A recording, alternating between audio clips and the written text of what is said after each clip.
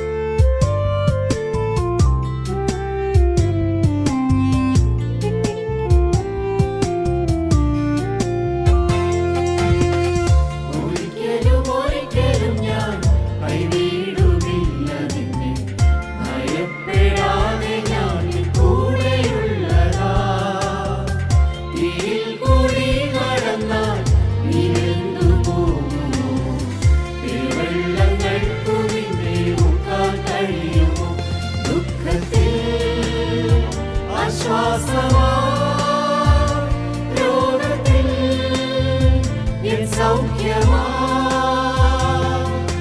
ഘോര വിപത്തുകളിലെന്നിതാ ശാശ്വത ഭുജങ്ങളാൽ മാറോടണച്ചിടും ഈ സ്നേഹസ്വരൂപൻ ആത്മസ്നേഹിതൻ ഈ സ്നേഹസ്വരൂപൻ ആത്മസ്നേഹിതൻ.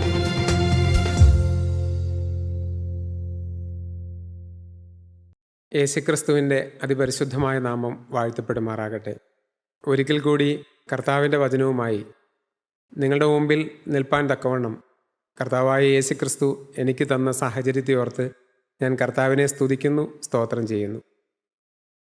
തിരുവചനത്തിൽ നിന്ന് ഒരു ഭാഗം വായിക്കാം. എബ്രായർക്ക് എഴുതിയ ലേഖനം 12-ാം അധ്യായം അതിൻ്റെ 1-2 വാക്യങ്ങൾ. ആകയാൽ നാമും സാക്ഷികളുടെ ഇത്ര വലിയൊരു സമൂഹം നമുക്ക് ചുറ്റും നിൽക്കുന്നതുകൊണ്ട് സകല ഭാരവും മുറുകെ പറ്റുന്ന പാപവും വിട്ട് നമുക്ക് മുമ്പിൽ വച്ചിരിക്കുന്ന ഓട്ടം സ്ഥിരതയോടെ ഓടുക. വിശ്വാസത്തിൻ്റെ നായകനും പൂർത്തി വരുത്തുന്നവനുമായ യേശുവിനെ നോക്കുക. ദൈവത്തിന് സ്തോത്രം. നാം വായിച്ചു കേട്ടത് കർത്താവായ യേശുക്രിസ്തുവിൻ്റെ പിന്നാലെ എങ്ങനെ ഓടണം എന്നുള്ളതാണ്. ജയകരമായ ഒരു ക്രിസ്തീയ ജീവിതം ഈ ഭൂമിയിൽ എങ്ങനെയാണ് നയിക്കേണ്ടത്, എങ്ങനെയാണതൊരു മനുഷ്യന് സാധിക്കുക എന്നുള്ളതിൻ്റെ ഒരു വലിയ അനുഭവമാണ് നാം ഇവിടെ വായിച്ച് കേട്ടത്. നമ്മോട് പറയുന്നത്, ദൈവവചനം മുന്നറിയിപ്പായിട്ട് പറയുന്നത്, നാം നമ്മുടെ ചുറ്റും ധാരാളം ആളുകളുണ്ട്. നമുക്ക് മുന്നേ ഈ വിജയകരമായ ക്രിസ്തീയ ജീവിതം നയിച്ചതായ ധാരാളം ആളുകളുണ്ട്. ഇപ്പോൾ നമുക്ക് ചുറ്റും വിജയകരമായ ക്രിസ്തീയ ജീവിതം നയിച്ചുകൊണ്ട് കർത്താവിൻ്റെ പിന്നാലെ ഓടിക്കൊണ്ടിരിക്കുന്ന വിശ്വാസ വീരന്മാർ ധാരാളം പേരുണ്ട്. ഇങ്ങനെ നമ്മുടെ മുമ്പിലും നമുക്ക് ചുറ്റുമായി ധാരാളം വിശ്വാസികളുടെ സമൂഹം നിൽക്കുന്നതുകൊണ്ട് നമുക്കും ഇത് സാധിക്കും, നമുക്കും ഈ ഓട്ടം പൂർത്തീകരിക്കാനായിട്ട് സാധിക്കും എന്നാണ് പറഞ്ഞത്. അവിടെ നാം വായിച്ചത് ഇങ്ങനെയാണ്: 2 കാര്യങ്ങളെ വിട്ടു വേണം നാം ക്രിസ്തീയ ജീവിതത്തിൽ മുന്നോട്ട് പോകാനായിട്ട്. ഒന്ന്, സകല ഭാരവും. മനുഷ്യ ജീവിതത്തിൽ ഭാരങ്ങളില്ലാത്ത മനുഷ്യരില്ല.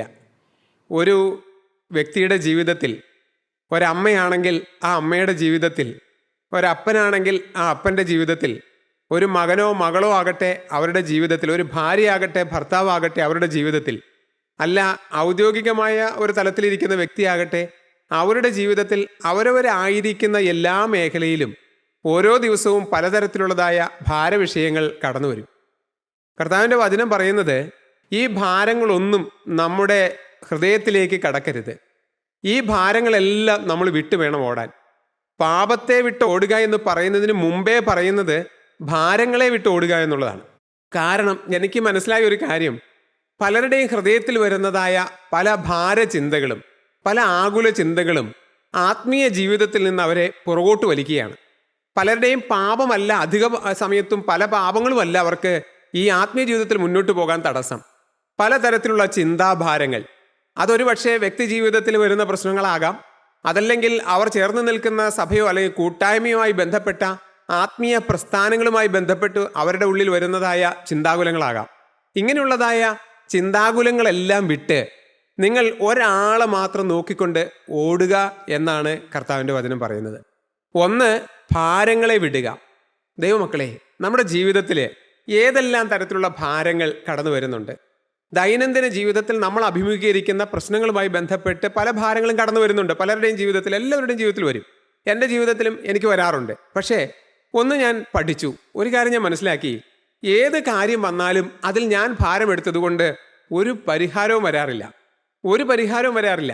ആ ഭാരം ഞാൻ കർത്താവിൻ്റെ കരങ്ങളിലേക്ക് ഏൽപ്പിക്കുമ്പോൾ, കർത്താവെ, ഇങ്ങനെ ഒരു വിഷയം എൻ്റെ ജീവിതത്തിൽ വന്നിരിക്കുകയാണ്, എനിക്കിങ്ങനെ ഒരു പ്രതിസന്ധി വന്നിരിക്കുകയാണ്, എനിക്ക് മുന്നോട്ട് പോകുവാൻ ഈ ഒരു തടസ്സം വന്നിരിക്കുകയാണ്, ഞാൻ എങ്ങനെ മുമ്പോട്ട് പോകും?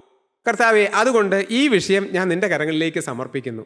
ഇനി ഈ വിഷയത്തിൽ ഞാനൊരു ഭാരം എടുക്കുകയില്ല. എൻ്റെ ഹൃദയം ഇനി അതിൻ്റെ പേരിൽ വ്യാകുലപ്പെടാനോ അതിൽ ചിന്താകുലനായിരിക്കാനോ ഞാൻ തയ്യാറല്ല. ദൈവമക്കളെ, അങ്ങനെ ഒരു തീരുമാനം ഒന്ന് എടുത്തു നോക്കൂ. നിങ്ങളുടെ ദൈനംദിന ജീവിതത്തിൽ, വ്യക്തിപരമായ ജീവിതത്തിലെ നേരിടുന്നതായ ഓരോ വിഷയങ്ങൾ, ഓരോ ഭാരങ്ങൾ, ഒരു പക്ഷേ ഭാര്യയ്ക്ക് എല്ലാ കാര്യങ്ങളും ഭർത്താവിനോട് തുറന്നു പറയാൻ കഴിയുമോ? ചോദിച്ചാൽ എനിക്കറിയാൻ പാടില്ല. ചിലപ്പോൾ വ്യക്തിപരമായിട്ടുള്ള ചില കാര്യങ്ങൾ പറഞ്ഞാൽ അത് പറയാൻ പറ്റാത്ത സാഹചര്യങ്ങളുണ്ടാകാം. ഭർത്താവ് എല്ലാ കാര്യങ്ങളും ഭാര്യയോട് പറയാൻ പറ്റാത്ത സാഹചര്യങ്ങളുണ്ടായേക്കാം. അത് എനിക്ക് അറിഞ്ഞുകൂടാ അതിനെക്കുറിച്ച് കൂടുതൽ പറയാൻ. പക്ഷേ ഒരു ജോലി സ്ഥാപനത്തിൽ ഇരിക്കുന്ന ഒരു വ്യക്തിക്ക് അദ്ദേഹത്തിൻ്റെ സുപ്പീരിയർ ആയിട്ടുള്ള അല്ലെങ്കിൽ ജൂനിയർ ആയിട്ടുള്ള അല്ലെങ്കിൽ കൂടെ ഒപ്പമുള്ളതായ ആ ലെവലിലുള്ള ആളുകളോട് പറയാൻ പറ്റാത്ത ഭാരവിഷയങ്ങളുണ്ടാകാം. ദൈവമക്കളെ, പക്ഷേ ഇതെല്ലാം വന്നാലും ഒരു ദൈവ പൈതലാണെങ്കിൽ, യേശുക്രിസ്തുവിന് ജീവിതം കൊടുത്ത ഒരു വ്യക്തിയാണെങ്കിൽ, ആ വ്യക്തിക്ക് ആ ഭാരവിഷയം യേശുവിൻ്റെ കരങ്ങളിലേക്ക് കൊടുത്ത് അതിൽ നിന്ന് ഒഴിവാകാം. ആ ഭാരം നമ്മൾ ചുമന്നുകൊണ്ട് കിടന്നിട്ട് എന്തെങ്കിലും പരിഹാരം അതിന് വരികയുണ്ടോ? ഇല്ല ദൈവമക്കളെ, അത് കർത്താവിൻ്റെ കരങ്ങളിലേക്ക് കൊടുക്കുക. ആ കർത്താവ് ആ പ്രശ്നത്തിന് പരിഹാരം തരുന്നത് അനുഭവിച്ചുകൊണ്ട് നമ്മൾ മുമ്പോട്ട് പോവുക. ഇങ്ങനെ വരുമ്പോൾ ക്രിസ്തീയ ജീവിതം എത്ര ഭംഗിയുള്ളതാണ്, എത്ര ആനന്ദകരമാണ്, എത്ര സന്തോഷമുള്ളതാണ്, എത്ര ആനന്ദപ്രദമായ ഒരു ജീവിതമാണ് എന്ന് നമുക്ക് മനസ്സിലാക്കാനായിട്ട് സാധിക്കും. 1, ഭാരങ്ങളെ വിടുക. 2, പറഞ്ഞിരിക്കുന്നത് മുറുകെ പറ്റുന്ന പാപം വിടുക. ദൈവനാമം മഹത്വപ്പെടട്ടെ. ക്രിസ്തീയ ജീവിതത്തിലേക്ക് നമ്മൾ വരുമ്പോൾ തന്നെ നമുക്കൊരു പാപബോധം കിട്ടും. നമ്മുടെ ജീവിതത്തിലുള്ളതായ പ്രകടമായ പാപങ്ങളെക്കുറിച്ചുള്ള ശരിയായ ഒരു ബോധ്യം നമുക്ക് കിട്ടും. ആ പാപങ്ങളൊക്കെ ഒരു സമർപ്പണമുള്ള വ്യക്തിയുടെ ജീവിതത്തിൽ, ഒരു സമർപ്പണം എടുക്കുന്ന വ്യക്തിയുടെ ജീവിതത്തിൽ നിന്ന് ആ പ്രകടമായ പാപങ്ങളൊക്കെ അന്ന് തന്നെ അല്ലെങ്കിൽ അപ്പോൾ തന്നെ അത് മാറിപ്പോവുകയാണ്. അല്പനാളത്തെ വചനം കേൾവിയിലൂടെ പലതരത്തിലുള്ളതായ പ്രകടമായ പാപങ്ങളും അനേകർ വിട്ടുപോകും. സത്യമല്ലേ? മദ്യപിക്കുന്നതായ ഒരു വ്യക്തി വചനം കേട്ട് കഴിയുമ്പോൾ യേശുക്രിസ്തുവിന് ജീവിതം സമർപ്പിച്ചാൽ ഒരു പ്രയാസം എടുക്കാതെ ആ വ്യക്തിയുടെ ജീവിതത്തിൽ നിന്ന് ഈ മദ്യപാനം മാറിപ്പോകുന്നത് നമ്മൾ കണ്ടിട്ടുണ്ട്, ഞാൻ കണ്ടിട്ടുണ്ട്. ഇതുപോലെ പ്രകടമായിട്ടുള്ള പല പാപങ്ങളും ഓരോരുത്തരുടെയും ജീവിതത്തിൽ നിന്ന് മാറും. സിനിമ കാണുന്നതായ സ്വഭാവം, അഴുക്കായതായ സിനിമകൾ കാണുന്നതായ സ്വഭാവം, ഇതുപോലെയുള്ളതായ പല പ്രകടമായ പാപങ്ങളും ഒരു മനുഷ്യന്റെ ജീവിതത്തിൽ നിന്ന് കർത്താവായ യേശുക്രിസ്തുവിന് ജീവിതം യഥാർത്ഥമായി സമർപ്പിച്ചു കഴിയുമ്പോൾ അത് മാറിപ്പോകും. എന്നാൽ അവൻ്റെ ഹൃദയത്തിലെ പാപങ്ങൾ അത് പെട്ടെന്ന് കടന്നു പോവുകയില്ല. അത് നമുക്ക് പിന്നീടാണ് മനസ്സിലാകുന്നത്. മുമ്പോട്ട് വചനം കേൾക്കുമ്പോഴാണ് മനസ്സിലാകുന്നത്, എൻ്റെ ഹൃദയം ശരിയല്ല, എൻ്റെ ഹൃദയത്തിൽ മുറുകെ പറ്റുന്ന പല പാപങ്ങളുമുണ്ട്, എൻ്റെ ഹൃദയത്തിന് പല പാപത്തോടും ചായ്വുകളുണ്ട്, ഞാൻ അതിൽ രസിക്കുന്നുണ്ട്, എൻ്റെ ഉള്ളം അതിൽ ആനന്ദിക്കുന്നുണ്ട് എന്നുള്ളതായ പരമസത്യം ഈ വചനം കൂടുതൽ കേൾക്കുമ്പോൾ, കർത്താവിൻ്റെ വചനം ഉള്ളിലേക്ക് കൂടുതൽ ഇറങ്ങി വരുമ്പോൾ, നാം ഈ വചനം കൂടുതൽ വായിക്കുകയും ഇത് ധ്യാനിക്കുകയും അതിലുള്ളതായ എന്നോടുള്ളതായ കർത്താവിന് പറയാനുള്ള കാര്യം എന്തെന്ന് നാം ഗ്രഹിക്കുകയും ചെയ്യുമ്പോഴാണ് എൻ്റെ ഹൃദയം ശരിയല്ല, ഞാൻ മൊത്തത്തിൽ ശരിയല്ല എന്നുള്ളതായ ആ ഒരു പരമസത്യബോധ്യം നമുക്ക് കിട്ടുന്നത്. കർത്താവിൻ്റെ വചനം പറയുന്നു, ആ പാപവും വിട്ട് നാം ക്രിസ്തുവിൻ്റെ മുമ്പാകെ ഓടണം.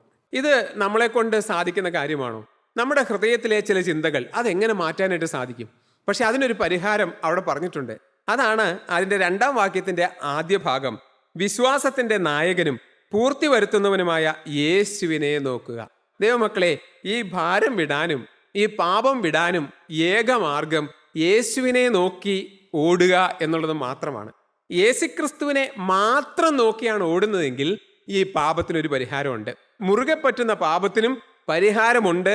കർത്താവായ യേശുക്രിസ്തുവിനെ മാത്രമാണ് നമ്മൾ നോക്കുന്നതെങ്കിൽ നമ്മുടെ നോട്ടം മറ്റൊന്നിലേക്കും പോകരുത്. ഓടുന്ന ഒരു വ്യക്തിക്ക് നമുക്കറിയാം, വളരെ വ്യക്തമായിട്ട് അറിയാം, ഓട്ട മത്സരത്തിൽ പങ്കെടുക്കുന്ന വ്യക്തിക്ക് ഒരു ലക്ഷ്യമുണ്ട്. ആ ലക്ഷ്യത്തിലേക്ക് നോക്കിക്കൊണ്ടാണ് ആ വ്യക്തി ഓടുന്നത്. ഒരിക്കലും അദ്ദേഹത്തിൻ്റെ കൂടെ ഓടുന്ന വ്യക്തി ആരാണെന്ന് നോക്കാറില്ല. അദ്ദേഹത്തിൻ്റെ കൂടെ ഓടുന്ന വ്യക്തി തൻ്റെ ഒപ്പം എത്തിയോ അതോ തൻ്റെ മുമ്പിലാണോ ഓടുന്നത്, ഇതൊന്നും അദ്ദേഹത്തിന് വിഷയമല്ല. ആ ഓടുന്ന വ്യക്തിക്ക് ഒരു ലക്ഷ്യമുണ്ട്, തനിക്കൊരു ലക്ഷ്യസ്ഥാനമുണ്ട്, ഒരു പോയിന്റ് ഉണ്ട്. ആ പോയിന്റിലേക്ക് എത്രയും പെട്ടെന്ന് എത്തിച്ചേരുക. വേറെ ഒന്നും നോക്കുന്നില്ല, വേറെ ആരെയും നോക്കുന്നില്ല, മറ്റൊന്നും ഒരു ശ്രദ്ധാവിഷയമല്ല. ആ ഓടുന്ന സമയത്ത് അതിൻ്റെ വശങ്ങളിലിരിക്കുന്ന വ്യക്തികൾ ആരൊക്കെ തനിക്ക് വേണ്ടി കൈകൊട്ടുന്നുണ്ട്, അല്ലെങ്കിൽ എന്തെങ്കിലും വസ്തുക്കൾ എനിക്ക് കഴിക്കാനായി നീട്ടുന്നുണ്ടോ, ഇതൊക്കെ ഓടുന്ന വ്യക്തി നോക്കൂ. അങ്ങനെ നോക്കിക്കഴിഞ്ഞാൽ ഒരു കാരണവശാലും ആ വ്യക്തി ആ ലക്ഷ്യസ്ഥാനത്തേക്ക് 1-ാം സ്ഥാനത്ത് എത്തുകയില്ല. ദൈവത്തിന് സ്തോത്രം. ഇവിടെയും നമ്മുടെ ലക്ഷ്യം ഒരാൾ മാത്രമായിരിക്കണം, യേശുക്രിസ്തു മാത്രമായിരിക്കണം. യേശു എന്ന ആ ദൈവപുത്രനെ മാത്രം നോക്കിക്കൊണ്ടുള്ളതായ ഒരു യാത്ര, ഒരു ഓട്ടം, അതാണ് ക്രിസ്തീയ ജീവിതം എന്ന് പറയുന്നത്.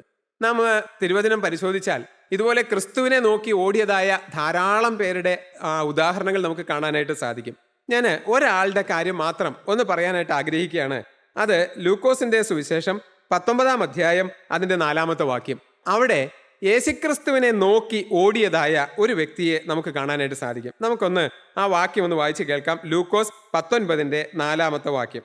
എന്നാറേ അവൻ മുമ്പോട്ട് ഓടി അവനെ കാണേണ്ടതിന് ഒരു കാട്ടത്തിമേൽ കയറി. നാം വായിച്ചത് ഇങ്ങനെയാണ്, എന്നാറേ അവൻ മുമ്പോട്ട് ഓടി അവനെ കാണേണ്ടതിന് ഒരു കാട്ടത്തിമേൽ കയറി. ഇത് എല്ലാവർക്കും നല്ല പരിചയമുള്ള വ്യക്തിയാണ്. സക്കായിയുടെ കാര്യമാണ് പറയുന്നത്. സക്കായിയുടെ ഓട്ടമാണ്. സക്കായി ആരായിരുന്നു നമുക്ക് നന്നായിട്ടറിയാം. ആ നാട്ടില് ആർക്കും തന്നെ ഇഷ്ടമുള്ള ഒരു വ്യക്തി ആയിരുന്നില്ല. എല്ലാവരാലും വെറുക്കപ്പെട്ട ഒരു വ്യക്തിയായിരുന്നു സക്കായി എന്ന് പറയുന്നത്. കാരണം ചുങ്കം പിരിവുകാരുടെ ഒരു നേതാവാണ്. അദ്ദേഹത്തിന് ടാക്സ് കളക്ഷനാണ് അദ്ദേഹത്തിൻ്റെ ജോലി. അത് സർക്കാർ പറഞ്ഞിട്ടുള്ളതിലും അധികമായി ജനത്തിൻ്റെ കയ്യിൽ നിന്ന് പിരിച്ച് അങ്ങനെ അന്യായമായ ധാരാളം സമ്പാദ്യം കയ്യിലുള്ളതായ ഒരു വ്യക്തിയാണ് ഈ സക്കായി എന്ന് പറയുന്നത്. എന്നാൽ ഈ സക്കായിയുടെ ഉള്ളിൽ ഒരു ദിവസം ഒരാഗ്രഹം മുളച്ചു. സക്കായി ഒരു പക്ഷേ ഈ ടാക്സ് കളക്ട് ചെയ്യുന്നതായ ആ ഓഫീസിൽ അല്ലെങ്കിൽ ആ റൂമിൽ ഇരിക്കുന്ന സമയത്ത് പലരും വന്ന് പറഞ്ഞ് കേട്ടിട്ടുള്ള അനുഭവങ്ങളിലൂടെ ആകാം, നാട്ടിൽ പറഞ്ഞു പരത്തപ്പെട്ടതായ കഥകളിലൂടെ ആകാം, അദ്ദേഹം യേശുവിനെ കുറിച്ച് കേൾക്കുവാൻ ഇടവന്നു. അദ്ദേഹത്തിന് യേശുവിനെ കുറിച്ചുള്ളതായ കഥകൾ, യേശു മരിച്ചവരെ ഉയർത്തെഴുന്നേൽപ്പിക്കുന്നത്, കുഷ്ഠരോഗികളെ സൗഖ്യമാക്കുന്നത്, ആരുമില്ലാതിരിക്കുന്നവരെ ആശ്വസിപ്പിക്കുന്നത്, ക്രിസ്തുവിൻ്റെ നല്ല സാര ഉപദേശങ്ങൾ, ക്രിസ്തുവിൻ്റെ ജീവിതം, ഇതൊക്കെ പലരും പറഞ്ഞു കേട്ടായിരിക്കാം സക്കായിക്ക് യേശുവിനോടുള്ളതായ ഒരു സ്നേഹം, ഉള്ളിലൊരു സ്നേഹം ഉള്ളിൽ മുളച്ചു വന്നു, പതിയെ മുളച്ചു വന്നു. ഒടുവിൽ അത് ഒരാഗ്രഹമായി. എന്താണെന്നറിയാമോ? എങ്ങനെയെങ്കിലും ഈ യേശുവിനെ ഒരു ദിവസം ഒന്ന് കാണണം, യേശുവിനെ കാണണം. അദ്ദേഹം തൻ്റെ മനസ്സിൽ ഇങ്ങനെ സ്വരുക്കൂട്ടി വെച്ചു, എന്നൊരവസരം കിട്ടുന്നോ അന്ന് പോയി ഒന്ന് യേശുവിനെ കാണണം. ഇത് നമ്മുടെ ഓരോരുത്തരുടെയും ജീവിതത്തിൽ ഉണ്ടാകേണ്ട ഒരാഗ്രഹമാണ്. എന്താണ് ആ ആഗ്രഹം? എനിക്ക് യേശുവിനെ ഒന്ന് കാണണം, എനിക്ക് യേശുവിനെ ഒന്ന് അനുഭവിക്കണം, എനിക്ക് യേശുവിൻ്റെ കൂടെ ഒന്ന് നടക്കണം. കൂട്ടായ്മയുടെ കൂടെ നടന്നാൽ പോരാ, ദൈവമക്കളുടെ കൂടെ നടന്നാൽ പോരാ. ദൈവമക്കളെ, ഇതെല്ലാം നമുക്ക് ഈ ഭൂമിയിൽ എളുപ്പത്തിൽ സാധിക്കുന്ന കാര്യങ്ങളാണ്. പക്ഷേ എനിക്ക് എൻ്റെ ജീവിതത്തിൽ ഈ ഭൂമിയിൽ വെച്ച് ക്രിസ്തുവിനോട് നടക്കണം, എൻ്റെ യേശുവിനോട് എനിക്ക് സംസാരിക്കണം, എൻ്റെ യേശുവിൻ്റെ കൂടെ എനിക്ക് നടക്കണം, എൻ്റെ യേശുവിൻ്റെ ആശ്വസിപ്പിക്കുന്ന കരം എൻ്റെ തലമേലൊന്ന് വെക്കുന്നത് എനിക്ക് അനുഭവിക്കാനായിട്ട് സാധിക്കണം. കരഞ്ഞു കലങ്ങിയ കണ്ണുമായി, ഭാരമേറിയ ഹൃദയവുമായി, വേദനിക്കുന്ന സങ്കടമുള്ളതായ ഹൃദയവുമായി കർത്താവായ യേശു ക്രിസ്തുവിൻ്റെ സന്നിധിയിൽ വന്നിരിക്കുമ്പോൾ അവൻ്റെ ആശ്വസിപ്പിക്കുന്ന ആ തലോടുന്ന ആ കരം എൻ്റെ തലമേൽ വെച്ച് എന്നെ ആശ്വസിപ്പിക്കുന്നത് എനിക്കൊന്ന് അനുഭവിക്കാനായിട്ട് സാധിക്കണം. എൻ്റെ ഭാരങ്ങൾ പറയുമ്പോൾ എൻ്റെ യേശു എന്നെ ഒന്ന് തലോടുന്നത് എനിക്ക് അനുഭവിക്കാനായിട്ട് സാധിക്കണം. ഇതൊരു ആഗ്രഹമായിരിക്കണം ദൈവമക്കളെ. അത് നമ്മുടെ ജീവിതത്തിൽ നേടിയെടുക്കാൻ വേണ്ടി നമ്മൾ അധ്വാനിക്കണം. ഈ സക്കായിയുടെ ഹൃദയത്തിൽ യേശുവിനെ കാണാനുള്ള ആഗ്രഹം ഉണ്ടായപ്പോൾ അതിന് തക്കവണ്ണം സക്കായി പ്രവർത്തിച്ചു. യേശുവിനെ കാണണമെന്നുള്ളതായ ആ ഹൃദയത്തിലെ അദമ്യമായ ആഗ്രഹം അദ്ദേഹം സഫലീകരിക്കാൻ വേണ്ടി അധ്വാനിച്ചു. ഒരിക്കൽ കേൾക്കുകയാണ്, ഇതാ യേശു ആ വഴിയായി വരുന്നുണ്ട്, യേശു തൻ്റെ നാട്ടിലൂടെ വരുന്നുണ്ട്. അദ്ദേഹം പെട്ടെന്ന് തന്നെ മറ്റൊന്നും ചിന്തിച്ചില്ല. അദ്ദേഹത്തിൻ്റെ ഓഫീസെല്ലാം ഒരുപക്ഷെ അടച്ചു പൂട്ടി. അദ്ദേഹം ചാടി ഇറങ്ങി പുറപ്പെട്ടു. യേശു വരുന്നു എന്ന് കേൾക്കുന്നതായ ആ വഴിയിലേക്ക് ഓടുകയാണ്. ഓടി അങ്ങ് ചെല്ലുമ്പോൾ കാണുന്ന കാഴ്ച വലിയൊരു കൂട്ടം ജനം. ഇതിൻ്റെ നടുക്ക് യേശു എവിടെയാന്ന് കാണാൻ പറ്റുന്നില്ല. മാത്രവുമല്ല, ഇവൻ വളർച്ചയിൽ കുറിയവൻ എന്നാണ് പറയുന്നത്. എന്ന് പറഞ്ഞാൽ പൊക്കം കുറവുള്ള ഒരു കുള്ളനായ മനുഷ്യനാണ്. അപ്പോൾ സ്വാഭാവികമായിട്ടും സാധാരണ പൊക്കമുള്ള മനുഷ്യരുടെ ഇടയിൽ നിൽക്കുന്നതായ, അല്ലെങ്കിൽ ഇടയിൽ കൂടി നടന്നു വരുന്നതായ ആ നടന്നു വരുന്ന യേശുവിനെ സക്കായിക്ക് കാണാൻ ഒരു മാർഗവുമില്ല. നമ്മളാണെങ്കിൽ പിന്നെ എന്താ ചെയ്യുക? ഞാൻ കാണാൻ ആഗ്രഹിച്ചിട്ടും എനിക്ക് പറ്റുന്നില്ല, ഞാൻ ശ്രമിച്ചില്ല എന്നിനി പറയരുത്, ഞാൻ ശ്രമിച്ചു പക്ഷെ എന്നെക്കൊണ്ട് പറ്റുന്നില്ല. ദൈവമക്കളെ, ഇങ്ങനെ പറഞ്ഞ് പലരും പിന്മാറിപ്പോകും, ഇല്ലേ? എന്നാൽ സക്കായിക്ക് ഹൃദയത്തിലുള്ള ആഗ്രഹം അത് അദമ്യമായ ഒരു ആഗ്രഹമായിരുന്നു. കണ്ടേ അടങ്ങൂ, ഞാൻ ഈ യേശുവിനെ ഒന്ന് കണ്ടേ അടങ്ങൂ. ഞാൻ ഇത്രയും കാൾ കേട്ടതായ, വർണ്ണിച്ച് കേട്ടതായ ഈ അത്ഭുതവാനായ, ഈ സ്നേഹവാനായ ഈ യേശുവിനെ ഒന്ന് കാണാതെ ഇന്ന് ഞാൻ മടങ്ങില്ല എന്നുള്ള ഒരു ഉത്തമ തീരുമാനം, ഒരു ഉറച്ച തീരുമാനം ഈ സക്കായിക്കുണ്ടായിരുന്നു. അതുകൊണ്ട് സക്കായി ആലോചിച്ചു, എങ്ങനെ കാണാൻ പറ്റും? ദൈവമക്കളെ, ഇപ്പോൾ ഈ യേശുവിൻ്റെ ചുറ്റുപാട് നിൽക്കുന്ന വലിയ പുരുഷാരവും നടന്നു വരുന്ന ആ വഴിയിൽ നിന്ന് അവൻ നേരെ മുമ്പോട്ടോടി, പുറകോട്ടോടി. അവൻ വന്ന വഴിയിലൂടെ തന്നെ പുറകോട്ടോടി. കാരണം അവൻ പോകുന്ന വഴിക്ക് ഒരു കാഴ്ച കണ്ടിരുന്നു. ഒരു അത്തിമരം ഈ നടന്നു വരുന്ന വഴിയിലേക്ക്, ആ റോട്ടിലേക്ക് ചാഞ്ഞു നിൽക്കുന്നത് അവൻ്റെ ഓർമ്മയിലുണ്ട്. അവൻ ഓടി ചെന്നു നേരെ ഈ അത്തിയുടെ മുകളിലേക്ക് കയറി. ദൈവത്തിന് നന്ദിയോടെ സ്തോത്രം. ദൈവമക്കളെ, ഞാൻ എന്താണ് ഇത് ഇത്രയും പറഞ്ഞതിൻ്റെ അർത്ഥം നിങ്ങൾക്ക് മനസ്സിലായോ? ഈ സക്കായി തൻ്റെ യേശുവിനെ കാണാനുള്ളതായ ആഗ്രഹം അടക്കി വെച്ചില്ല. അത് ഒന്ന് ശ്രമിച്ചിട്ട് നടന്നില്ലെങ്കിലും വേണ്ട എന്ന് വെച്ചില്ല. അത് കണ്ടേ അടങ്ങൂ എന്നുള്ളതായ ഒരു തീരുമാനം ഉണ്ടായിരുന്നു. ദൈവമക്കളെ, ഞാൻ നിങ്ങളോട് പറയാം, എനിക്ക് യേശുവിൻ്റെ കൂടെ പോകണമെന്നുള്ളതായ അദമ്യമായ ആഗ്രഹം ഹൃദയത്തിൽ വന്നാൽ മാത്രമേ യേശുവിനെ അനുഭവിക്കാനായിട്ട് സാധിക്കുകയുള്ളൂ. തൽക്കാലത്തേക്ക് കുറച്ച് നാളൊന്ന് കൂട്ടായ്മയിൽ വന്ന് വചനം കേട്ടതുകൊണ്ടോ അല്ലെങ്കിൽ ദൈവവേലയുമായിട്ട് ഒന്ന് ചേർന്ന് നിന്നതുകൊണ്ടോ സ്ഥിരമായി കർത്താവിൻ്റെ സാന്നിധ്യം അനുഭവിക്കുവാനോ കർത്താവിനോട് കൂടെ ജീവിക്കുവാനോ നമുക്ക് സാധിക്കുകയില്ല. ഒരു ടച്ച് ആൻഡ് ഗോ എന്ന മെത്തേഡ് നമ്മൾ പലപ്പോഴും കേട്ടിട്ടുണ്ടാവും. ദൈവമക്കളെ, അത് ക്രിസ്തീയ ജീവിതത്തിൽ സാധ്യമല്ല. നമ്മുടെ ജീവിതം ഒരിക്കലായി ക്രിസ്തുവിൻ്റെ കരങ്ങളിലേക്ക് കൊടുത്ത് ഈ ക്രിസ്തുവിനെ ഞാൻ വിട്ടു പോകുകയില്ല എന്നുള്ള ഉറച്ച ഒരു തീരുമാനം നമ്മുടെ ജീവിതത്തിൽ ഉണ്ടാകണം. ഈ സക്കായിക്ക് തടസ്സം എന്തായിരുന്നു? തന്നെക്കാൾ ഉയരം കൂടിയ യേശുവിൻ്റെ കൂടെ നടക്കുന്ന ജനമായിരുന്നു. നമ്മൾ പലപ്പോഴും കേട്ടിട്ടുണ്ട്, ഇത് നമ്മൾക്ക് ഓരോരുത്തർക്കും ബാധകമാണ്. ക്രിസ്തുവിൻ്റെ കൂടെ നടക്കുന്ന, ക്രിസ്തുവിൻ്റെ വചനം പറയുന്ന, ക്രിസ്തുവിൻ്റെ സാക്ഷികളാണെന്ന് പറയുന്ന അനേകർ മറ്റുള്ളവർ ഇന്ന് ക്രിസ്തുവിനെ കാണുന്നതിന് തടസ്സമാണ്. അവരുടെ ജീവിതം ഇന്ന് ക്രിസ്തുവിനെ മറ്റുള്ളവർക്ക് കാണിച്ചു കൊടുക്കുന്നതിന് തടസ്സമാണ്. ഇവിടെ സക്കായിക്ക് യേശുവിനെ കാണാൻ പറ്റാതെ പോയത്, സക്കായിക്ക് പൊക്കക്കുറവുണ്ട് ശരിയാണ്, എങ്കിലും യേശുവിൻ്റെ കൂടെ നടക്കുന്ന ഉയർന്ന മനുഷ്യരാണ്, ഉയരമുള്ള മനുഷ്യരാണ്. അവരാണ് ഇന്ന് സക്കായിക്ക് യേശുവിനെ കാണാൻ തടസ്സം. ദൈവമക്കളെ, നമ്മുടെ ജീവിതം ഒന്ന് നോക്കുന്നത് നല്ലതാണ്. ഞാൻ ഈ വാക്യങ്ങളൊക്കെ വായിച്ച് കർത്താവിൻ്റെ സന്നിധിയിൽ ഇരുന്നതായ സമയത്ത് ഞാനും ഒന്ന് തളർന്നുപോയി. കാരണം ഞാൻ മുഖാന്തരം ഞാൻ അറിയാതെ, ഈ ജനം അറിയുന്നില്ല ഒരു പക്ഷേ സക്കായി വന്ന് യേശുവിനെ കാണാൻ ശ്രമിച്ചത്. യേശുവിൻ്റെ ചുറ്റും നിൽക്കുന്ന ജനം അറിഞ്ഞിട്ടുണ്ടാവണമെന്നില്ല. അവരറിഞ്ഞിട്ടില്ല തങ്ങൾ യേശുവിനെ കാണാൻ സക്കായിക്ക് ഒരു തടസ്സമായി മാറി എന്നുള്ളത്. ഇതുപോലെ പലപ്പോഴും നമ്മുടെയും അറിയാത്തതായ ചില പെരുമാറ്റങ്ങൾ, നമ്മൾ അറിയാതെ നമ്മുടെ വായിൽ നിന്ന് വന്നതായ ചില വാക്കുകൾ, നമ്മുടെ ജീവിതത്തിൽ വന്നതായ ചില പെരുമാറ്റങ്ങൾ, നമ്മുടെ ചില മനോഭാവങ്ങൾ എല്ലാം മറ്റുള്ളവരെ യേശുക്രിസ്തുവിൽ നിന്ന് തടയുവാൻ, യേശുക്രിസ്തുവിനോട് അടുക്കുന്നത് തടയുവാൻ, മറ്റുള്ളവർ യേശുവിൻ്റെ പിന്നാലെ പോകുന്നത് തടയുവാൻ ഇടയായിത്തീർന്നിട്ടുണ്ടോ എന്ന് നമ്മളൊന്ന് നോക്കണം. നമ്മുടെ വായിൽ നിന്ന് വന്ന ഒരു വാക്ക്, നമ്മളെ ഏൽപ്പിച്ചതായ ഒരു ശുശ്രൂഷ, നമ്മളെ കർത്താവ് തന്നതായ ഒരു ശുശ്രൂഷ, നാം യേശുക്രിസ്തുവിൻ്റെ വചനം ജനത്തിൻ്റെ മധ്യത്തിലേക്ക് കൊടുക്കുവാൻ വേണ്ടി കർത്താവ് ആക്കി വെച്ചിട്ടുള്ള എല്ലാ കാര്യത്തിലും എവിടെയാണോ നമ്മളെ ആക്കി വെച്ചിട്ടുള്ള അവിടെയെല്ലാം ഞാൻ പ്രസംഗിക്കുന്നില്ലല്ലോ, അല്ലെങ്കിൽ ഞാൻ കർത്താവിൻ്റെ വേലയ്ക്ക് വേണ്ടി ഓടി നടക്കുന്നില്ലല്ലോ. ഇല്ല, വേണ്ട.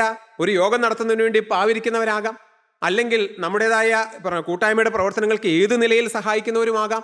നമ്മുടെ വാക്ക് മറ്റൊരു വ്യക്തിക്ക് ക്രിസ്തുവിനെ കാണുന്നതിന് തടസ്സമായി, ഇതാണോ ക്രിസ്തുവിൻ്റെ പിന്നാലെ പോകുന്നവർ എന്ന് ചോദിക്കുന്ന ഒരവസ്ഥ നമ്മുടെ വായിലെ വാക്കുകളോ നമ്മുടെ പ്രവൃത്തികളോ ഉണ്ടാക്കിയിട്ടുണ്ടെങ്കിൽ ദൈവമക്കളെ, നമ്മൾ സൂക്ഷിക്കണം. എന്നാൽ സക്കായി എന്താ ചിന്തിക്കേണ്ടത്? യേശുവിനെ കാണാൻ വന്നതായ വ്യക്തി എന്താ ചിന്തിക്കേണ്ടത്? ഈ ജനമല്ല എൻ്റെ ലക്ഷ്യം, യേശുക്രിസ്തുവിൻ്റെ ചുറ്റും നിൽക്കുന്നതായ ഈ വലിയ പുരുഷാരമല്ല എൻ്റെ ലക്ഷ്യം. എൻ്റെ ലക്ഷ്യം കർത്താവായ യേശുക്രിസ്തുവാണ്. എനിക്ക് കാണേണ്ടത് ക്രിസ്തുവിനെയാണ്. എനിക്ക് മനുഷ്യരെയല്ല കാണേണ്ടത്, എനിക്ക് കൂട്ടായ്മയല്ല കാണേണ്ടത്, എനിക്ക് യേശുക്രിസ്തുവിൻ്റെ നാമത്തിൽ പ്രസംഗിക്കുന്ന ദൈവമക്കളെയല്ല കാണേണ്ടത്, യേശുക്രിസ്തുവിൻ്റെ നാമത്തിൽ വേല ചെയ്യുന്ന ദൈവമക്കളെയല്ല കാണേണ്ടത്. എനിക്ക് കാണേണ്ടത് കൂട്ടായ്മയല്ല, ദൈവമക്കളെയല്ല, പ്രസ്ഥാനത്തെയല്ല, യാതൊന്നുമല്ല, ഹോളല്ല, ഒന്നുമല്ല. എനിക്ക് കാണേണ്ടത് യേശുക്രിസ്തുവിനെയാണ്. എനിക്ക് യേശുവിനെ കാണണം എന്നുള്ളതായ ആ ഒരു ആഗ്രഹമാണ് കാണാൻ വരുന്നവർക്കുണ്ടാകേണ്ടത്. അവർക്ക് അത് മാത്രമേ പാടുള്ളൂ. യേശുവിനെ മാത്രം കാണാനായിരിക്കണം വരേണ്ടത്. സക്കായി ഓടി, പുറകിലേക്ക് ഓടി, നേരെ ചെന്നു ഒരു അത്തിയുടെ മുകളിലേക്ക് നേരെ കയറി. ഞാൻ ഇങ്ങനെ ചിന്തിക്കാറുണ്ട്, ആ അത്തി ഒരു പക്ഷേ ഈ റോട്ടിലേക്ക്, ഈ യേശു വരുന്നതായ വഴിയിലേക്ക് ചാഞ്ഞു നിൽക്കുകയായിരിക്കും. അതുകൊണ്ടാണല്ലോ ഈ പൊക്കം കുറഞ്ഞ സക്കായിക്ക് പെട്ടെന്ന് അതിൻ്റെ മുകളിൽ കയറാനും ആ റോഡിൻ്റെ മുകളിലേക്ക് ചാഞ്ഞു നിൽക്കുന്ന ഭാഗത്തിൻ്റെ മുകളിൽ നിൽക്കാനും ആ വലിയ അത്തിയുടെ ആ ഇലയുടെ ഇടയ്ക്ക് ഒളിച്ചിരിക്കാനും സാധിച്ചു. ഒരു കാര്യം ഞാൻ പറയാൻ മടിക്കുന്നില്ല, ദൈവനാമം മഹത്വപ്പെടട്ടെ. ഈ കാൽവറി പ്രെയർ ഫെലോഷിപ്പ് യേശുക്രിസ്തുവിനെ മാത്രം കാണിച്ചു തരാൻ വേണ്ടി കർത്താവ് ഇന്ന് നിലനിർത്തിയിരിക്കുന്ന ഒരു കൂട്ടായ്മയാണ്. എൻ്റെ ജീവിതത്തിലെ ഇത്രയും കാലത്തെ അനുഭവം കൊണ്ട് ഈ കഴിഞ്ഞ ഏകദേശം 10-30 വർഷമായി ഞാൻ ഈ കൂട്ടായ്മയോട് ചേർന്ന് നിൽക്കുന്നു. ദൈവമക്കളെ, ഈ 30 വർഷവും എന്നെ പഠിപ്പിച്ചത്, കാലാകാലങ്ങളിൽ എന്നെ പഠിപ്പിച്ചത്, കാലാകാലങ്ങളിൽ കർത്താവിനോട് കൂടെ നടന്ന ദൈവമക്കൾ, ഇപ്പോൾ കർത്താവിനോട് കൂടെ നടക്കുന്ന ദൈവമക്കൾ എന്നെ പഠിപ്പിച്ചത് ക്രിസ്തുവിനെ മാത്രം നോക്കാനാണ് പഠിപ്പിച്ചിട്ടുള്ളൂ. മാത്രമല്ല, ഇന്നും എനിക്ക് വചനം തരുന്നതായ ദൈവമക്കൾ എൻ്റെ ജീവിതത്തിലെ ചില തെറ്റുകൾ കാണുമ്പോൾ യാതൊരു ദാക്ഷിണ്യവുമില്ലാതെ എന്നെ കർശനമായി ശാസിക്കാറുണ്ട്. പക്ഷേ എനിക്കതിൽ സന്തോഷമേ വരാറുള്ളൂ. എന്തുകൊണ്ടാണെന്നറിയാമോ? എനിക്ക് യേശുവിനെ കിട്ടിയേ പറ്റൂ, എനിക്ക് യേശുവിൻ്റെ കൂടെ നടന്നേ പറ്റൂ. അതിന് ഞാൻ എന്തും സഹിക്കാൻ തയ്യാറാണ്, അതിന് ഞാൻ എന്തും ആകാൻ തയ്യാറാണ്. ആ ഒരു സമർപ്പണം ഞാൻ എടുത്തിട്ടുള്ളത് കൊണ്ട് ദൈവമക്കളെ, എൻ്റെ ജീവിതത്തിലെ തെറ്റുകൾ ചൂണ്ടിക്കാണിക്കുമ്പോൾ, എൻ്റെ പോരായ്മകൾ ചൂണ്ടിക്കാണിക്കുമ്പോൾ ഞാൻ ഇന്ന് സന്തോഷിക്കുകയാണ്, ഞാൻ ഇന്ന് ആനന്ദിക്കുകയാണ്. ആ പോരായ്മ എനിക്ക് ചൂണ്ടിക്കാണിച്ചു തന്ന ആ ദൈവവൈതലിനെ ഓർത്ത് അന്നേ ദിവസം ഞാൻ പ്രാർത്ഥിക്കാതെ കിടക്കില്ല. ദൈവമക്കളെ, ദൈവനാമം മഹത്വപ്പെടട്ടെ. ഇതാ സക്കായി ഓടി ഈ അത്തിമരത്തിൻ്റെ മുകളിലേക്ക് കയറി. ഈ അത്തിമരത്തിന്റെ മുകളിൽ സക്കായി ഇരിക്കുമ്പോഴാണ് കർത്താവായ യേശു ക്രിസ്തു അതിന് താഴെ വന്ന് നിന്നു. സംഭവം എല്ലാം നിങ്ങൾക്ക് അറിയാവുന്നതുകൊണ്ട് ഞാൻ കൂടുതൽ അതേക്കുറിച്ചൊന്നും വിശദീകരിക്കുന്നില്ല. കർത്താവ് നേരെ മുകളിലേക്ക് നോക്കി, സക്കായിയെ നീ വേഗം ഇറങ്ങി വരാൻ പറഞ്ഞു. ഇന്ന് ഞാൻ നിന്റെ ഭവനത്തിൽ പാർക്കേണ്ടതാകുന്നു, ഞാൻ ഇന്ന് നിന്റെ വീട്ടിൽ പാർക്കേണ്ടതാകുന്നു. ദൈവമക്കളെ, ഒന്ന് ആലോചിച്ച് നോക്കിക്കേ, ഈ യേശു എങ്ങനെയുള്ള മനുഷ്യനാണ്? ഈ ആളുകളൊക്കെ പറയുന്നത് പോലെ സൗമ്യനാണോ, എളിമയുള്ളവനാണോ, അവൻ ആശ്വാസം നൽകുന്നവനാണോ? ഇത്ര അത്ഭുതവാനായ ആ മനുഷ്യൻ എങ്ങനെയിരിക്കും എന്നൊന്ന് കാണാൻ വേണ്ടി ശ്രമിച്ചതാണ് സക്കായി. പക്ഷെ ആ സക്കായിയോട് കർത്താവ് പറഞ്ഞ വാക്കെന്താണെന്നറിയാമോ? സക്കായിയെ വേഗം ഇറങ്ങി വാ, ഇന്ന് ഞാൻ നിന്റെ വീട്ടിൽ പാർക്കേണ്ടതാകുന്നു. ദൈവമക്കളെ, ഞാനൊന്ന് യേശുവിനെ കാണാൻ ആഗ്രഹിച്ചാൽ, ഞാനൊന്ന് യേശുവിൻ്റെ കൂടെ പോകണമെന്നുള്ള ഒരു സമർപ്പണം എടുത്താൽ, നിങ്ങൾക്കറിയോ, തോളത്ത് വെച്ച് നടക്കുന്ന ഒരു യേശു ഉണ്ട്. ദൈവത്തിന് സ്തോത്രം. ദൈവമക്കളെ, നമ്മുടെ ആവശ്യങ്ങൾ അറിഞ്ഞ് നമ്മെ നടത്തുന്ന, നമുക്ക് വേണ്ടി സകലതും തന്ന ഒരു യേശു ഉണ്ട്. തൻ്റെ ശരീരത്തിലെ അവസാനത്തുള്ളി രക്തം വരെയും നമുക്ക് വേണ്ടി ഊറ്റിത്തന്ന ഒരു യേശു ക്രിസ്തു ജീവിക്കുന്നുണ്ട്. ദൈവമക്കളെ, ആ യേശു നിങ്ങളെ സ്വീകരിക്കും. ഇതുവരെയുള്ള ജീവിതം എങ്ങനെയാണെന്ന് കർത്താവ് നോക്കുന്നില്ല. ഈ സക്കായിയുടെ വീട്ടിൽ പാർക്കാൻ കൊള്ളാവോ? നമുക്ക് പിന്നീട് വായിക്കുമ്പോൾ നാം കാണുന്ന ചില കാര്യങ്ങളുണ്ട്. നമുക്ക് വായിക്കാം. 6-ാം വാക്യം മുതൽ 19-ാം അധ്യായത്തിന്റെ 6-ാം വാക്യം. അവൻ ബന്ധപ്പെട്ട് ഇറങ്ങി സന്തോഷത്തോടെ അവനെ കൈക്കൊണ്ടു. ദൈവത്തിന് സ്തോത്രം. കേട്ടോ ദൈവമക്കളെ, അവൻ ബന്ധപ്പെട്ട് ഇറങ്ങി സന്തോഷത്തോടെ അവനെ കൈക്കൊണ്ടു, യേശുവിനെ കൈക്കൊണ്ടു. ഒരു കാര്യം ഞാൻ പറഞ്ഞ് മുമ്പോട്ട് പോകാൻ ആഗ്രഹിക്കുകയാണ്. ഈ യേശുവിനെ അനേകർ കണ്ടാലും ഇന്നും അത്തിയുടെ മുകളിൽ നിന്ന് ഇറങ്ങൂല. ഇന്നും അത്തിയുടെ മുകളിൽ തന്നെ ഇരിക്കുന്ന ധാരാളം ആളുകളുണ്ട്. ഞാൻ പറഞ്ഞതിൻ്റെ അർത്ഥം നിങ്ങൾക്ക് മനസ്സിലായോ? യേശുവിനെ സക്കായിക്ക് കാണാൻ സഹായിച്ചത് ഈ അത്തിമരമാണ്. തൻ്റെ കുറവ് പരിഹരിച്ചു കൊടുത്തത് ഈ അത്തിമരമാണ്. പക്ഷേ ഇന്ന് ഈ അത്തിയിൽ അള്ളിപ്പിടിച്ചിരിക്കുകയാണ് അനേകർ. അത്തി വിട്ട് താഴേക്ക് ഇറങ്ങാൻ തയ്യാറല്ല. ഈ അത്തി വിട്ട് താഴേക്ക് ഇറങ്ങാതെ ക്രിസ്തുവിൻ്റെ കൂടെ പോകാൻ പറ്റുമോ? യേശുവിൻ്റെ കൂടെ പോകാൻ പറ്റുമോ? യേശു വീട്ടിൽ വന്ന് വസിക്കുമോ? ഈ സക്കായി, ഇല്ല കർത്താവ്, ഞാൻ ഇവിടെ തന്നെ ഇരുന്നോളാം, എനിക്ക് നീ ഇതിലേക്ക് പോകുമ്പോൾ അങ്ങോട്ടും ഇങ്ങോട്ടും നീ എപ്പോഴൊക്കെ പോകുന്നു, എനിക്ക് നിന്നെ കാണാലോ, ഇത് മതി. ദൈവമക്കളെ, ഇങ്ങനെ ചിന്തിക്കുന്ന അനേകരുണ്ട്. ഞാൻ പറഞ്ഞതിൻ്റെ അർത്ഥം മനസ്സിലായോ? യേശുവിനെ കാണാൻ ദൈവമക്കൾ നല്ലതാ, യേശുവിനെ കാണാൻ കൂട്ടായ്മ നല്ലതാ. പക്ഷേ ഇന്ന് കൂട്ടായ്മയിലും ദൈവമക്കളിലും ആശ്രയിച്ച് മുമ്പോട്ട് പോയാൽ ക്രിസ്തുവിനെ കിട്ടില്ല. ഞാൻ കൂട്ടായ്മക്കാരെ കുറിച്ച് പറയുമ്പോഴാണ് ഇങ്ങനെ പറഞ്ഞത്. പള്ളിയിൽ ആശ്രയിച്ച് നിന്നാൽ ദൈവമക്കളെ ക്രിസ്തുവിനെ കിട്ടണമെന്ന് നിർബന്ധമില്ല. പള്ളിയിൽ പോകണ്ട എന്നല്ല ഞാൻ പറഞ്ഞത്, ആരാധനയിൽ പങ്കെടുക്കേണ്ട എന്നല്ല ഞാൻ പറഞ്ഞത്. നമുക്ക് ആശ്രയം ഒരാളെ പാടുള്ളൂ. ആശ്രയം ക്രിസ്തുവായിരിക്കണം, വിശ്വാസം ക്രിസ്തുവിലായിരിക്കണം. നമ്മൾ എന്തെല്ലാം ആത്മീയമായ കാര്യങ്ങൾ ചെയ്യുന്നുണ്ടെങ്കിലും എല്ലാറ്റിൻ്റെയും അടിസ്ഥാനം യേശുവായിരിക്കണം. യേശുവിനെ മുൻനിർത്തിയായിരിക്കണം നമ്മുടെ പ്രവൃത്തികൾ, നമ്മുടെ വാക്കുകൾ, നമ്മുടെ ചിന്തകൾ, നമ്മുടെ സകല കാര്യങ്ങളും. ഈ ഭൂമിയിൽ നമുക്കൊരു ജോലി ഉണ്ടെങ്കിൽ, നമുക്കൊരു ബിസിനസ് ഉണ്ടെങ്കിൽ, അതും ക്രിസ്തുവിനെ മുൻനിർത്തിയായിരിക്കണം, യേശുവിന് വേണ്ടിയിട്ടായിരിക്കണം. അല്ലാതെ എനിക്ക് വേണ്ടിയിട്ടോ മറ്റുള്ളവർക്ക് വേണ്ടിയിട്ടോ ആയിരിക്കരുത്. ഇതാണ് ക്രിസ്തീയ ജീവിതം. ഇതാ സക്കായി പക്ഷേ അത്തിയിൽ ഇരിക്കാൻ തയ്യാറായില്ല. യേശു വിളിച്ച ഉടനെ, യേശു കണ്ട ഉടനെ സക്കായി താഴേക്കിറങ്ങി. സക്കായി കർത്താവിൻ്റെ കൂടെ പോകാൻ തുടങ്ങി. അപ്പോഴാണ് സക്കായിക്ക് അടുത്ത പ്രശ്നം. എന്താണെന്നറിയാമോ? അത് നമുക്കൊന്ന് വായിക്കാം. ബാക്കി തുടർന്ന് വായിക്കാം. കണ്ടവരെല്ലാം അവൻ പാപിയായ ഒരു മനുഷ്യനോടുകൂടെ പാർപ്പാൻ പോയി എന്ന് പറഞ്ഞ് പിറുപിറുത്തു. ഇവിടെ വേറെ 2 പ്രശ്നം ഉണ്ടാവുകയാണ്. യേശു സക്കായിയുടെ വീട്ടിൽ വന്ന് പാർക്കാൻ താമസിച്ചു. അങ്ങനെ സക്കായും യേശുവും കൂടെ ഒന്നിച്ചായി കഴിഞ്ഞപ്പോൾ യേശുവിൻ്റെ പിന്നാലെ അത്രയും നേരം ഉണ്ടായിരുന്ന ജനം സക്കായിക്ക് നേരെ പിറുപിറുക്കാൻ തുടങ്ങി, കർത്താവിന് നേരെ പിറുപിറുക്കാൻ തുടങ്ങി. ദൈവമക്കളെ, അവർ പല കുറ്റങ്ങളാണ് പറയുന്നത്. ഈ യേശുവിന് ഈ സക്കായി ആരാണെന്ന് അറിയാവോ? ഞങ്ങളുടെ കയ്യിൽ നിന്നൊക്കെ മേടിക്കുന്ന ടാക്സ്, ഞങ്ങളുടെ കയ്യിൽ നിന്ന് പിടിക്കുന്നതായ ചുങ്കം, അത് എത്രയാണെന്ന് കർത്താവിനും വല്ല അറിയാവോ? ഗവൺമെൻറ് പറഞ്ഞിരിക്കുന്നതിൻ്റെ എത്രയോ ഇരട്ടിയാണ് എൻ്റെ കയ്യിൽ നിന്ന്, ഞങ്ങളുടെ കയ്യിൽ നിന്ന് പിരിക്കുന്നതെന്ന് അറിയാമോ? കണ്ണിച്ചോരയില്ലാത്ത മനുഷ്യൻ, ഹൃദയമില്ലാത്ത മനുഷ്യൻ, കനിവില്ലാത്ത മനുഷ്യൻ എന്നെല്ലാം പറഞ്ഞ് ഈ യേശുവിനെയും സക്കായിയെയും ജനം പഴിക്കാൻ തുടങ്ങി. ആദ്യം ഈ ജനം സക്കായിക്ക് യേശുവിനെ കാണാൻ തടസ്സമായിരുന്നു. പക്ഷെ അത് ജനം പോലും അറിഞ്ഞില്ല, അവരറിയാതെ ചെയ്ത കാര്യങ്ങൾ. ഇപ്പോൾ അവർ മനഃപൂർവ്വം ഈ സക്കായിക്കെതിരെ തിരിഞ്ഞിരിക്കുകയാണ്. യേശുവിൻ്റെ പിന്നാലെ വരാൻ തീരുമാനിച്ച ഈ സക്കായിക്കെതിരെ ജനം തിരിഞ്ഞു. പുറത്തുള്ള ജനമല്ല, യേശുവിൻ്റെ ചുറ്റുമുള്ള ജനമാണ്, യേശുവിനോട് കൂടെ നടക്കുന്ന ജനമാണ്. ഈ സക്കായി ഇപ്പോൾ യേശുവിൻ്റെ കൂടെ നടക്കുന്നതിൽ തടസ്സം ഇപ്പോൾ ഈ ജനമാണ്. ദൈവമക്കളെ, വാസ്തവത്തിൽ ഈ ജനം സന്തോഷിക്കുകയല്ലേ വേണ്ടത്? ഈ ജനം ആനന്ദിക്കുകയല്ലേ വേണ്ടത്? കാരണം ഇതേ സ്വഭാവമുള്ള ഒരു സക്കായി കൂടി മാനസാന്തരപ്പെടുന്നു. അവനും കുഞ്ഞാട് പോലെ ആയിത്തീരുന്നു. അവൻ്റെ സ്വഭാവം ഇനി മാറും. ഇതിൽ സന്തോഷിക്കുകയല്ലേ വേണ്ടത്? യേശുവിൻ്റെ പിന്നാലെ വന്നിട്ട് ആരാ ദുഷ്ടരായി മാറിയത്? യേശുവിൻ്റെ പിന്നാലെ വന്നിട്ട് ആരാണ് ഈ ലോകത്തിൽ ദുഷ്ടന്മാരായി മാറിയത്? യഥാർത്ഥത്തിൽ യേശുക്രിസ്തുവിന്റെ പിന്നാലെ പോകുന്നവർ വിശുദ്ധരാവുകയാണ്. ലോകത്തുള്ള ഏതു മനുഷ്യർക്കും അംഗീകരിക്കാവുന്ന സ്വഭാവമുള്ള മനുഷ്യരായി മാറുകയാണ്. അറിഞ്ഞുകൊണ്ട് ഞാനൊരു തെറ്റ് ചെയ്യില്ല എന്നുള്ള തീരുമാനമുള്ള മക്കളാണ് യേശുവിന്റെ പിന്നാലെ പോകുന്നത്. ദൈവമക്കളെ, ഇതിൽ സന്തോഷിക്കേണ്ട ജനം ഈ സക്കായിക്കെതിരെ പിറുപിറുക്കുന്നു. രണ്ടാമത് അവിടെ വീണ്ടും വന്ന തടസ്സം എന്താണെന്നറിയാമോ? ഈ ജനം പറഞ്ഞതിൽ കുറച്ച് കാര്യമുണ്ട്. കാര്യം അവര് കുറ്റമാണ് പറഞ്ഞതെങ്കിലും അതിനകത്ത് യാഥാർത്ഥ്യമുണ്ട്. കാരണം സക്കായി അന്യായമായി സമ്പാദിച്ചവനാണ്. ദൈവമക്കളെ, രണ്ട് തടസ്സം. ഈ രണ്ട് തടസ്സത്തിനും സക്കായി ഒരു പരിഹാരം കണ്ടു. എന്താണ് സക്കായിയുടെ രണ്ടാമത്തെ തടസ്സം?